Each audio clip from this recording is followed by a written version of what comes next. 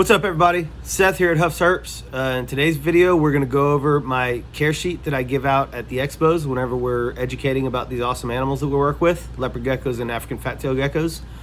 Before we get started, though, for the sake of being a corny YouTuber, make sure you go smash that like and subscribe to our channel so that you can get all our content.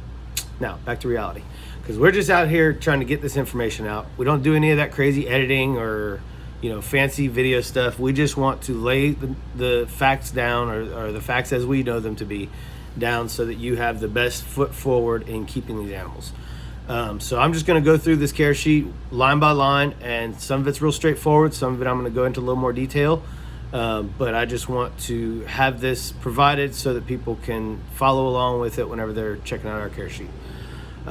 So what do leopard geckos eat? Leopard geckos and African fat tails are insectivores and need live insects. That's very important, guys. That freeze-dried stuff you see at the pet shops, there's no need for it with these animals. That's fish food. Common staple feeders include mealworms, crickets, dubia roaches, and superworms.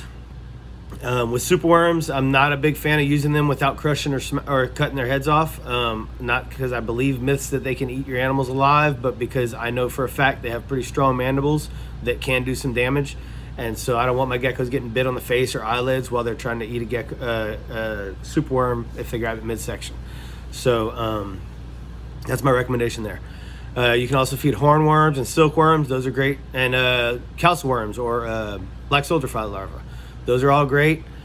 Stay away from waxworms. They're kind of just crack for geckos, basically. They don't have really much nutritional content, and some geckos can kind of get hooked on them. With the hornworms, use them in moderation because they can cause runny poop if fed too much, because they're just really moisture rich. How often should they eat? Juveniles every other day, and that's from about 1 to 9 months old. In that 6 to 9 month range, you can kind of wean it down to about every 3 days. And then adults about every 3 to 5 days. So you either stay on that every 3 day schedule or even go about twice a week.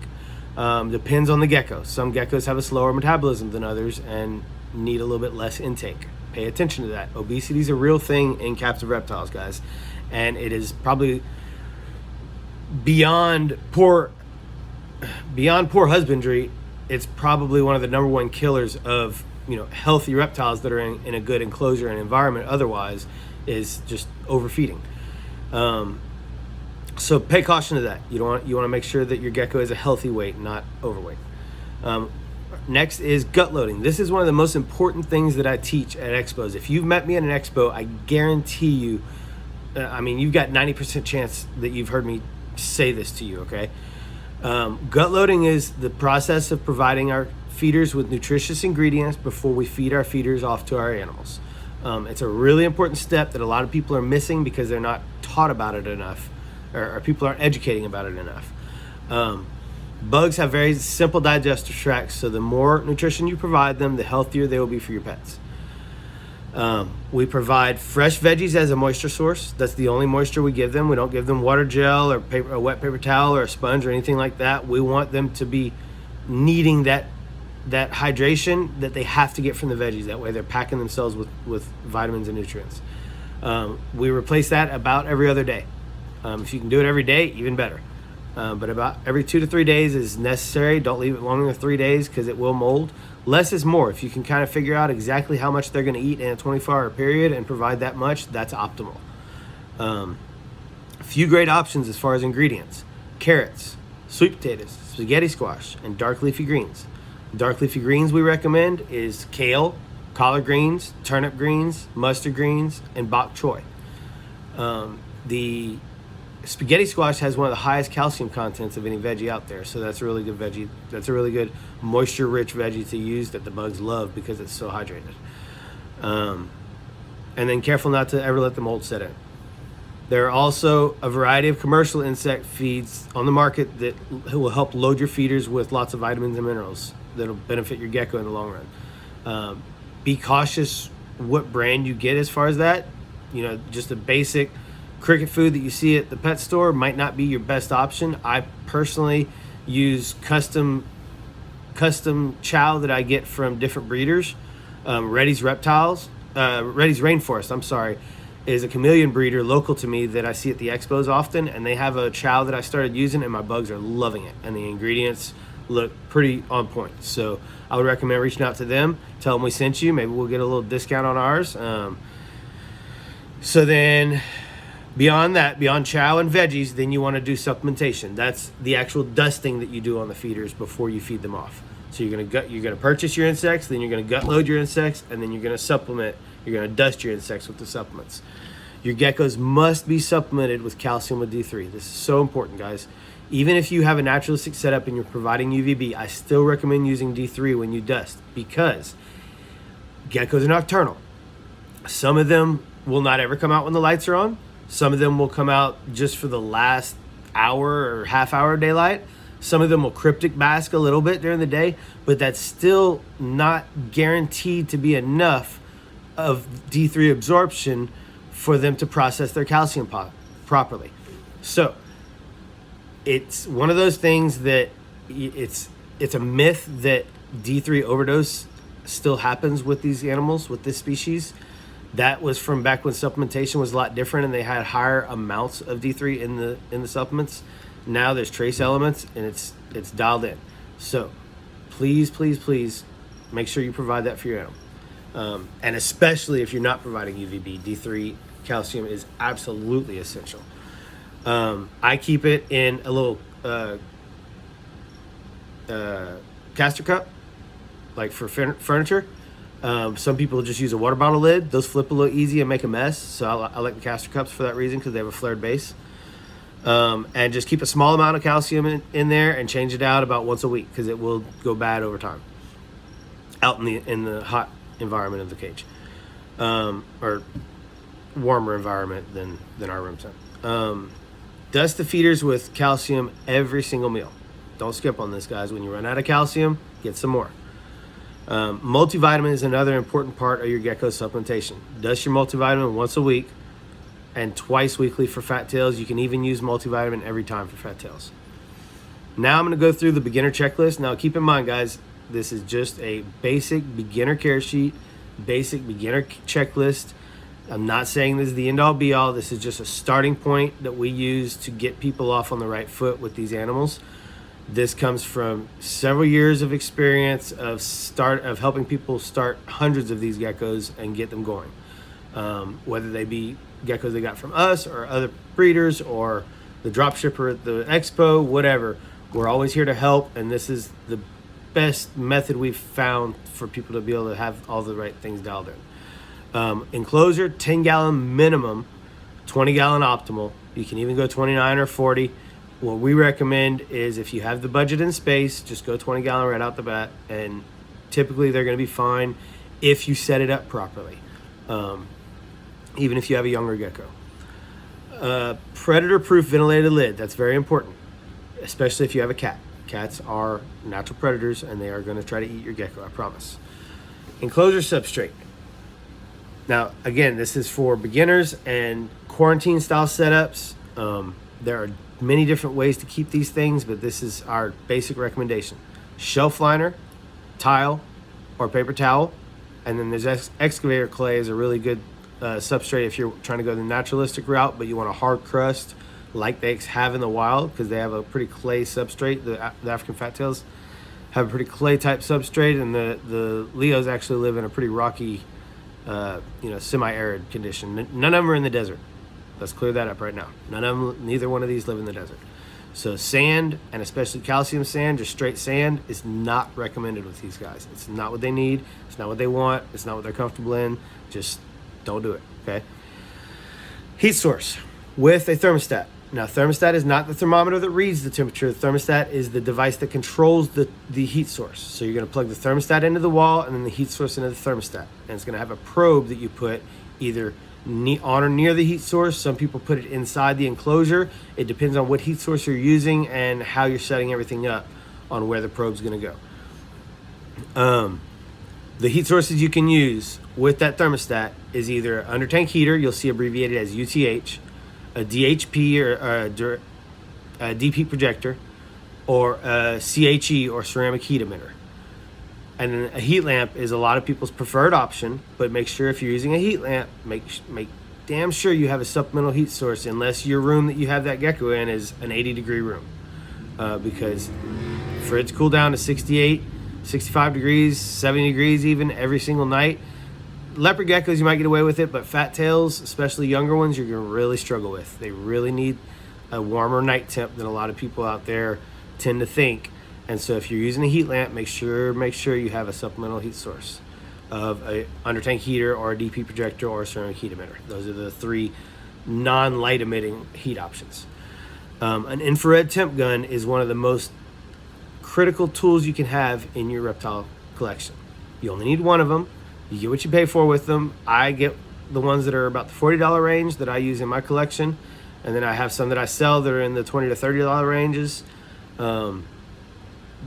Again, you get what you pay for with them, but it's something that allows you to accurately and instantaneously measure the surface temps of anywhere in that enclosure, which is very important because we're not trying to figure out what the temps are a foot above the floor where the gecko rarely goes, if ever. We want to know where the temps are at, where the gecko spends a lot of time, inside their hides, just generally on the ground of the enclosure. So infrared temp gun allows you to do that. They are more accurate the closer you hold them to the surface, so I try to hold them about 1 inch or so from the surface when I'm using them. Dry hides, 1 warm and 1 cool, and then 1 preferably in the middle, so 3 is optimal. More is better, always, but they definitely need several dry hides. And the reason you put 1 warm and 1 cool is so that they can thermoregulate. If they want to be warm, they don't have to sacrifice that security. If they want to be cool, same thing, they still have that security. A humid hide is another really important thing, especially for fat tails. Leos too, but fat tails, it's almost an essential tool in my opinion, no matter what type of enclosure you set up. A humid hide is a simple Tupperware enclosure with a hole cut in the lid. The reason I do the hole in the lid is to prevent a lot of spillage whenever they're going to dig in it. It'll keep that substrate more contained to that hide, and they'll climb up and go down in there, no problem, trust me. I keep that on the warm side of the enclosure. That way they're more apt to use it, because if it's on the cool side, in my experience, they're rarely going to use it even if they need it. Water dish. This, in my opinion, is something that they need. A lot of people don't use water dishes. I actively see my geckos drinking from water dishes. If you do use a water dish, make sure you keep it sanitary and clean. You want to wash it once every couple weeks or once a month or so, and put fresh water once every 3 days, or twice a week. After about 3 days, water is stagnant and they're not going to drink it. Calcium and vitamin dish. I already mentioned I use the little caster cups, or you can use a water dish, a water bottle lid, sorry. Escape-proof food dish. I use the Lee's mealworm dishes for my babies and the white like plastic dishes for my bigger geckos. That's just something to keep the mealworms and dubia roaches from being able to hide before the gecko can ever even see that they're in there. Let them have a little bit better shot at getting them. Then calcium powder with D3 and multivitamins. We already went over that stuff. Your chosen feeder bugs and the housing for those feeder bugs. You need a holding container for whatever species of bugs you're going to use. That way you can gut load them properly before you feed them off. And then your bug food and chow, you want to have that all figured out. What veggies you're going to use, what dry chow you're going to use. That's a good thing to have kind of dialed in before you bring the geckos home. What to do if your gecko won't eat. First thing is double check your temps. If these geckos do not have the right temperatures, they are not going to thrive. This is something that is tried and true, is proven, and they need the right temps the whole time. You can't have the right temps during the day and then have it drop off to 65 at night for a little bitty baby fat tail that in the wild hatches out in the late spring, early summer and has 80, 85 degree nights for the first 6 months of its life. So it's really important to make sure you're providing supplemental heat for these guys if you're using a daytime heat lamp for your heat source. So they need belly heat. So if you're providing like a naturalistic enclosure and you're using the stacked hide method with a heat lamp, and that's the method you're choosing, 90 degrees is what they need for their preferred spot. and we're referring to fat tails here, okay? In the wild, they live inside termite mounds, and during the day, those termite mounds inside of those mounds exceed 90 degrees. So if you're doing the stacked hide method, I would recommend the basking spot at the very top of that stacked hide be about 95 to 100 degrees, probably more on the 100 degree side. That way that first hide is more like 95 and that second hide is around 90. And as you get lower, it's still in the proper range of what they want to be at. They're not big climbers. They're not going to actively go seek out temperatures if it's a kind of sketchy way to get to it. So keep that in mind with fat tails. They're in the wild, they do a lot of burrowing, especially during the day. You're not going to see them out basking in the sunlight on a regular basis. So double check your temps. That's the most important thing with these guys. If it's a new acquisition, first thing you do is you contact the breeder and just kind of double check with them how they're keeping it, what temps they were keeping it at, what they're feeding it, to make sure that you're offering it the right feeders in the right way. And another thing is, do not handle your gecko for about the first week or two. If it's a brand new acquisition, you want to let it settle in and make sure it's eating well. And this is the most important part, guys, because if you're handling your gecko for the first week every day and you contact that breeder and you're like, hey, my gecko's not eating, that's a whole nother factor that he has to figure out how much stress that gecko's been getting from being held every day. So that's why it's so important not to hold them for the first couple weeks. It's not because of anything other than that. We're just trying to minimize and eliminate external stress so that if it isn't eating, then we can start troubleshooting and figure out what part of the enclosure we need to dissect to get it right. So that's the whole do not handle for 1 to 2 week part is that right there. And then as your gecko matures, it's important to realize, as far as if they stop eating or slow down eating after you've had it for a year or so, it's important to remember that their metabolism slows down and changes to more of a 3-day or once or twice a week schedule as they reach adulthood. So don't freak out if you've been feeding your gecko every other day and then all of a sudden it doesn't want to eat for several feedings, but it's big and fat and healthy and it's a year old. Don't freak out. It's okay. All right. Another thing to think about is that, and I actually just realized I don't have this in the care sheet. I need to add it. Especially during like this time of year in the late spring, early summer, we're dealing with a lot of our leopard geckos are going into ovulation. And so when the females are going into ovulation, they have a suppressed appetite. Some of them don't miss a beat, and some of them starve themselves for a week or two, or sometimes even a month or two. If you have a really healthy gecko with good tail weight, this is not a big concern. They're going to go through it, and then once they're done with it, they'll start eating again, and they're good to go. It's just a process that their body has to go through. So just keep that in mind if you have a female. During the winter months, many geckos will also naturally enter a state of brumation, especially if your house cools off more than normal, and especially if you're not providing supplemental heat. If you want to let them go into a state of brumation, that's fine. Just make sure you don't feed them during that time, because you don't want any food in their belly in those cooler temps, because it's not going to digest and they could get what's called gut rot. So make sure if they're doing the brumation thing and a little bit on the cooler side, and if you're purposely brumating them, do not feed them. Just provide them fresh water during that time. And if little to no weight is lost during that time, there's no need for concern. All right, temperature requirements. We mentioned that's the most important thing. I don't know if I went over exactly what we're looking for, though. It's important to provide a range of temperatures for your gecko to choose from to allow for thermoregulation. That's, again, the process of them deciding what temp they want to be at without sacrificing their security. Floor surface temps should be 70 to 80 on the cool side and 88 to 92 on the warm side. About 90 to 94 is like the more precise temps I want for the fat tails. We recommend the most user-friendly method, using a heat mat, at least for your supplemental heat, guys. Even if you want to go the overhead heat lamp route, you need something for supplemental heat, and a heat mat used on a regulated thermostat is the best way to go. And you want that on one side of your enclosure. Again, you don't want to spread it out. You don't want to have your heat lamp here and your heat mat here. You want to have them on the same side, because you want to still have a hot side and a cool side all the time. That allows your temperature gradient. This allows your gecko to regulate their body temperature as needed.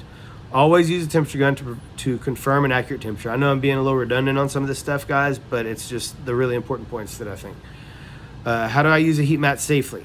So for any heat source, it's important to understand how to use it safely with a thermostat, but especially heat mat, because it can be one of the more dangerous ones because it's more in contact with the animal.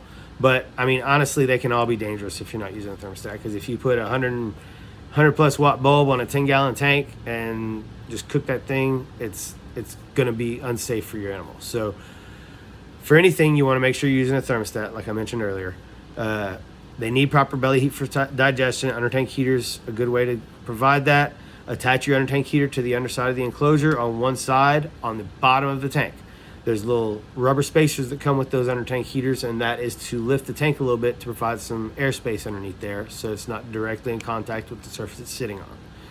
And then plug the under tank heater into the thermostat and plug the thermostat into the wall. The third wire is the probe that's going to connect to the heat source. On an under tank heater, I like to connect that probe either in between the heater and the glass, or tape it with some foil tape directly to the outside of the heater. And then lastly, what is a humid hide? We'll go into a little more detail of that. It's important your gecko has a humid area that it can escape to. They will use this prior to shedding their skin. Females will also use it if they're laying eggs. Some of them use it all the time. We use and recommend a humid hide in every single gecko's enclosure. There's several different materials that can be used for the substrate. We personally use a mixture of jungle mix and sand. The sand helps provide a little bit of extra aeration. There have been several reports of geckos ingesting the straight sphagnum moss. So that's the last thing I'll leave y'all with on this is I do not recommend the straight sphagnum moss for standard humid hide substrate, especially for fat-tailed geckos. There's just a lot of other materials that are better options. So that's all I got for the care sheet, guys. Feel free to reach out with any questions or concerns, or any critiques you feel like I need to make on it. It's a constantly evolving care sheet. I'm actually about to do a new one, so I'll probably be doing a new video on that here in the next couple months once I update this care sheet, because there's a few things over the last couple months that I've noticed I want to kind of adjust on it. So you guys have a great day. Thanks for sticking around, and we'll see you later.